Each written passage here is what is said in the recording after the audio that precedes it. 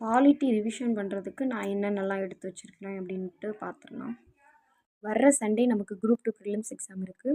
So இன்றைக்கி நம்ம polity தான் ரிவிஷன் பண்ண போகிறோம். பாலிட்டி ரிவிஷன் பண்ணுறதுக்கு நான் என்னென்ன எடுத்து வச்சுருக்கிறேன் அப்படின்னு பார்த்தோம் அப்படின்னா, ஸ்கூல் புக்ஸ் எல்லாமே வந்துட்டு படித்து அதை ஒன்லைனராக வந்துட்டு ஒன்லைனர்னு சொல்ல முடியாது, எனக்கு ஹேண்ட் ரிட்டன் நோட்ஸ் மாதிரி எழுதி வச்சுக்கிட்டேன். எது எது முக்கியமான ஆர்டிகல்ஸ், முக்கியமான அந்த சட்ட திருத்தங்கள், அந்த இயரில் வந்து என்னெல்லாம் வந்திருக்கும் அப்படின்றத ஃபுல்லாகவே எழுதி வச்சு அது கம்பைலாக வந்துட்டு நம்ம A4 ஷீட்டில் தான் இருக்குது. அதை முடிச்சாச்சு.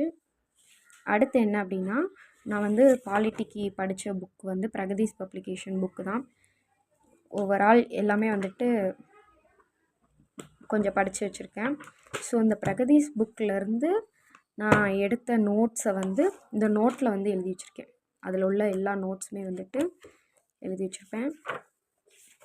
ஸோ நான் வந்து இப்போது புக்கு அந்த பிரகதீஷ் பப்ளிகேஷன் ஃபுல்லாக வந்து நான் படிக்க போகிறேன்னா அப்படின்னு கேட்டால் இல்லை. நான் அந்த நோட்டில் அந்த புக்கிலேருந்து எடுத்த நோட்ஸை மட்டும்தான் நான் வந்து இப்போ படிக்க போகிறேன்.